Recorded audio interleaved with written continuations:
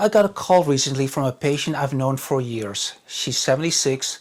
She works part-time, 20 hours a week. She does water aerobics 4 times a week in a therapy pool. And people regularly guess that she is in her 60s. She called to check in on her hormone protocol, which is still working well. Then she said, "My daughter just turned 50. She's going through menopause. She's tried the patch for a couple of weeks and I want to ask some questions on her behalf." And she had good questions, the kind of questions I hear all the time.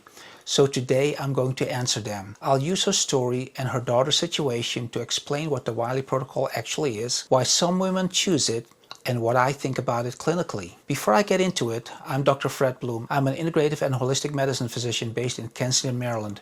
My practice focuses on root cause medicine, meaning I try to understand why a patient feels the way they do, not just manage the symptom in front of me. Hormones are a big part of what I do. I've worked with bioidentical hormone replacement therapy for many years, including the Wiley Protocol. I see many patients who've been through the conventional system, have been told everything looks fine, and still feel off. That's mostly who I work with. If you're new here, welcome. I put out videos on hormones, integrative medicine, and what it actually looks like to address the root causes of complex health problems. If that's useful to you, please subscribe, hit the notification bell, and give this video a like if it helps. I also have a newsletter where I go deeper on topics like this. The link is in the description. Now let's get into it.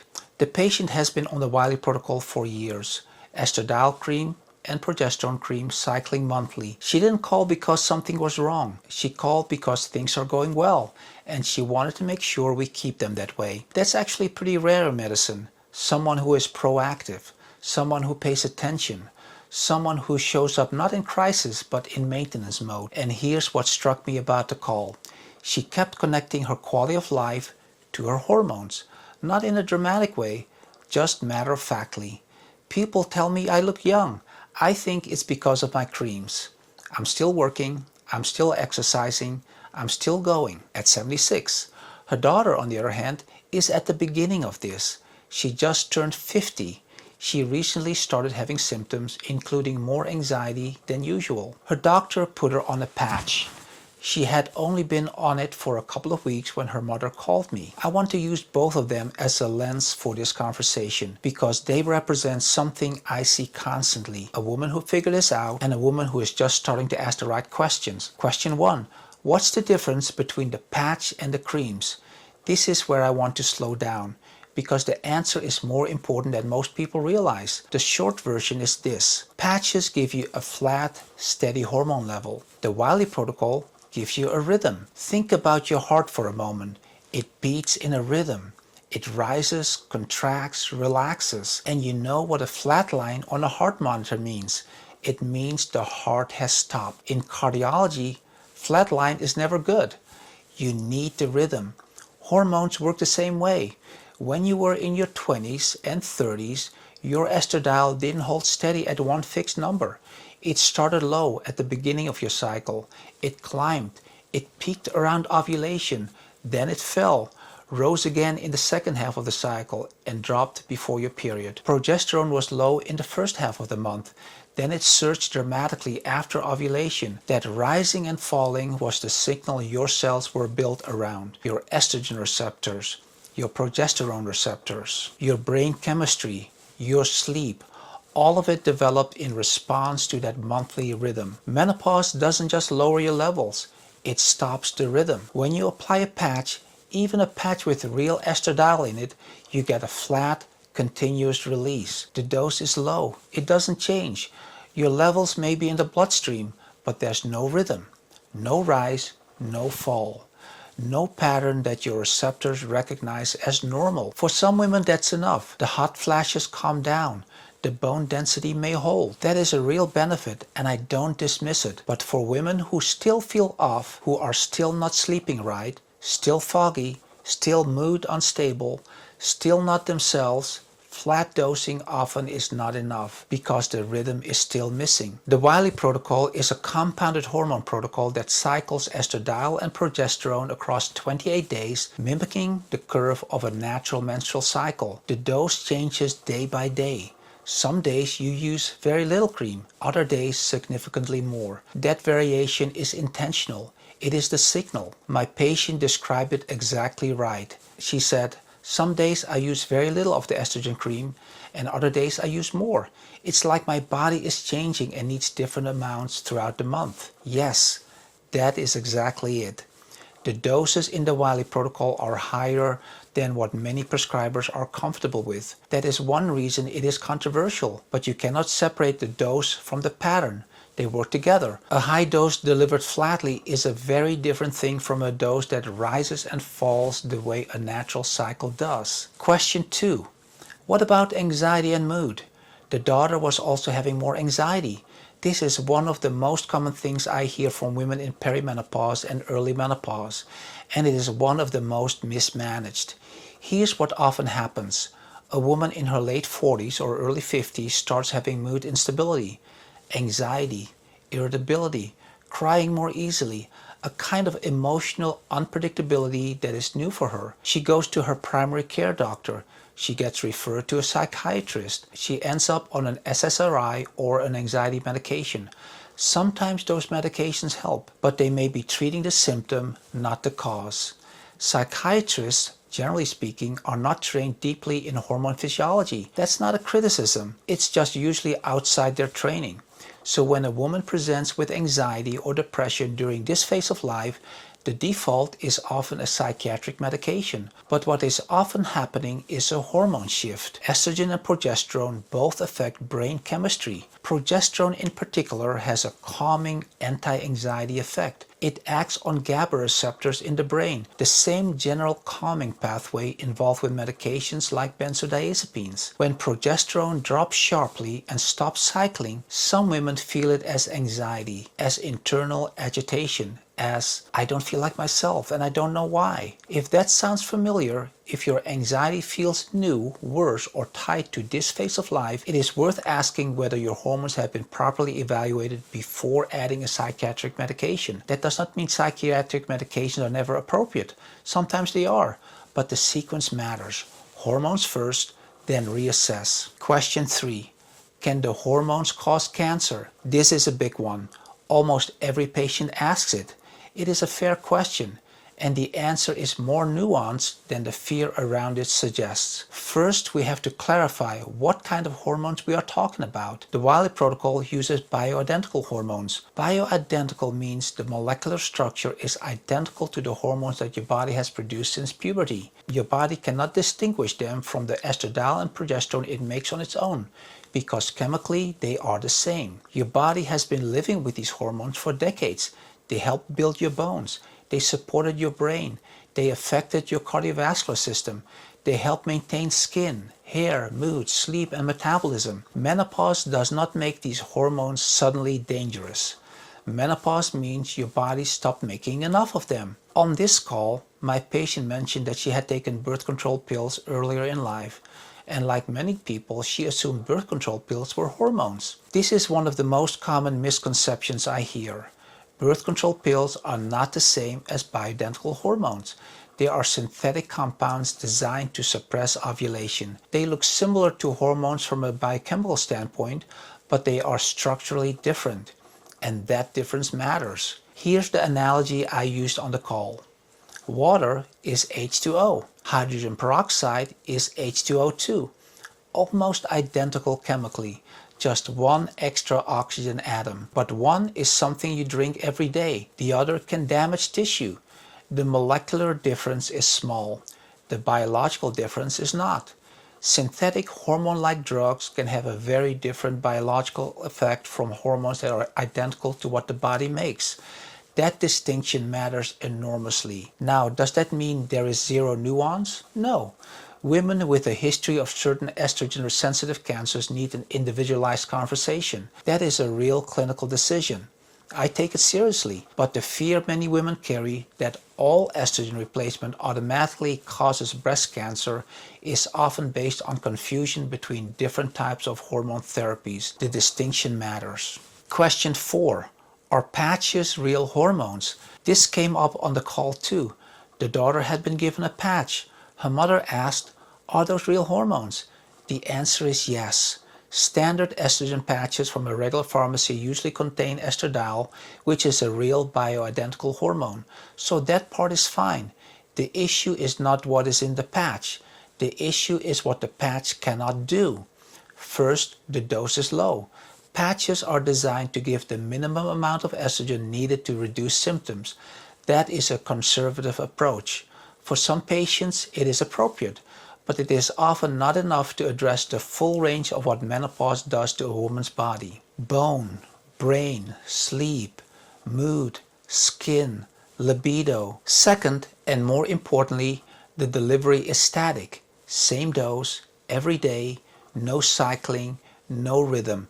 You are getting estradiol, but you are getting it in a way your body has never experienced before, flat and unchanging. For women whose main goal is to stop hot flashes, a patch may accomplish that.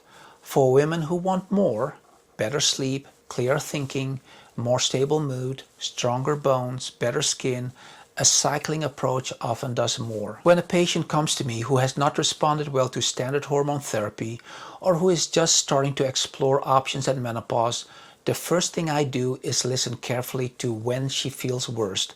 Not just that she feels bad. When? Women who are missing the cycling signal often notice a pattern. They feel better in the first half of the month.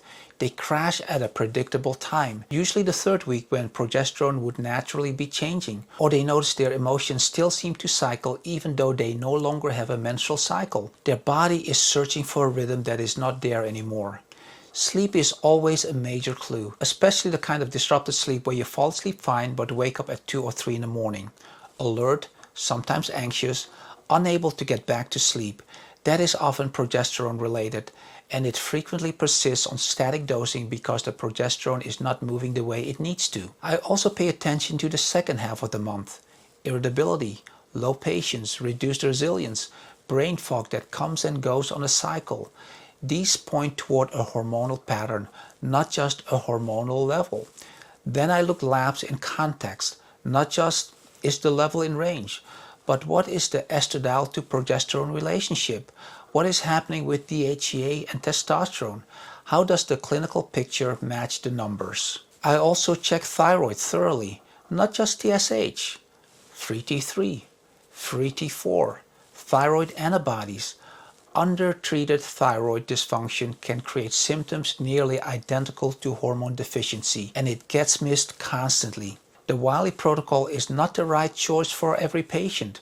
I have a patient who is severely ill with significant lung disease who can barely leave her chair. I'm not going to put her on a cycling protocol that requires day-by-day dosing and possibly cycling symptoms. She gets a low-dose static protocol. That is the right call for her situation. But for many women who are otherwise healthy and symptomatic, the Wiley Protocol, or at least a cycling approach, is often what I would consider, because it is physiologically closer to how the body was designed to work. I want to come back to the woman who started this conversation, because her story is the point. She is 76, she has been on this protocol for years, and here is what her life looks like. She works 20 hours a week from home. She goes to water aerobics in a therapy pool 4 times a week. She is active in her community and her faith. She and her husband keep busy, and when people see them, they often guess they are in their 60s. She told me on the call, people say, "You look so young." I think it's because of my creams. Now, I'm not going to stand here and say the Wiley Protocol is the only reason she looks and functions the way she does. She is also disciplined. She exercises. She stays socially engaged. Those things matter enormously, but the hormones are part of the picture. She knows it. I know it. And she is living evidence of what long-term hormonal support can look like as a woman ages. Not just symptom management. Real physiological support. Her daughter is 50 and just starting this journey. She is asking the right questions. She is cautious, which is smart. She wants to understand before she commits. That is exactly the right approach. And the fact that her mother called on her behalf, trying to share what she learned, is something I see often. Women who figure this out pass it forward to daughters, sisters, friends, because they know how different life can be when hormones are actually addressed properly. If any of this resonates, whether you are perimenopausal, postmenopausal, or supporting someone who is, here are the practical questions worth asking. First, if you are on hormone therapy and still not feeling well, Ask your prescriber whether your protocol is static or cycling. Most are static. That is not automatically wrong, but it is the starting point for understanding why you may still feel off. Second, ask whether your hormones have been evaluated across the full picture, not just estradiol and FSH, progesterone, testosterone, DHEA sulfate, and a comprehensive thyroid panel. A single estradiol level drawn once tells you very little. Context matters. Third, if you are having mood symptoms, anxiety, depression, irritability that feels new or worse, make sure your hormones have been evaluated before accepting a psychiatric medication as the only answer. I am not saying do not take medication if you need it. I am saying check the hormones first. Fourth, if you are interested in the Wiley Protocol specifically, look for a physician who has actual experience prescribing and monitoring it. This is not a protocol you should manage alone based on online resources. The dose changes throughout the month. Monitoring matters. The transition from static dosing to cycling needs to be handled carefully. And fifth, go in with realistic expectations. For some women, restoring the rhythm changes everything. Sleep, mood, clarity, energy, skin. For others, the underlying issue turns out to be something different. Low testosterone, thyroid dysfunction, nutritional deficiencies, gut dysbiosis. The work is figuring out which it is. That takes a thorough evaluation, not trial and error medicine. The woman on that call has been coming to me for years. She is not medically complicated, but she made a decision early on to address her hormones the right way, not just the convenient way, not just the minimum dose approach, but in a way that actually matches how her body works.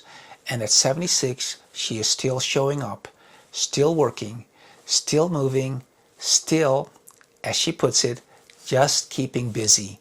Her daughter is asking the right questions at 50. That is a good sign. The earlier you start asking those questions, the more options you have. If you are somewhere in between, in that frustrating middle ground, where something is clearly off, but nobody has a real answer, know this. The answer often exists. It just takes someone willing to look for it properly. I want to hear from you. Are you currently on hormone therapy? If so, is it working? Or are you still symptomatic despite being told your levels are fine? Have you ever heard of the Wiley Protocol before this video? If you are on it, I would love to know what your experience has been. And here is one I'm especially curious about. Did someone pass this information on to you? A friend? A sister? A mother who figured it out first? Or are you the one trying to share it with someone you care about? Leave a comment below. I read them, and your experience might be exactly what someone else needs to hear. If you are ready to have this conversation with someone who will actually look at the whole picture, I see patients both in person at my practice in Kensington, Maryland, and via telehealth, so location does not have to be a barrier. You can find more information and request a consultation at drbloom.com. The link is in the description.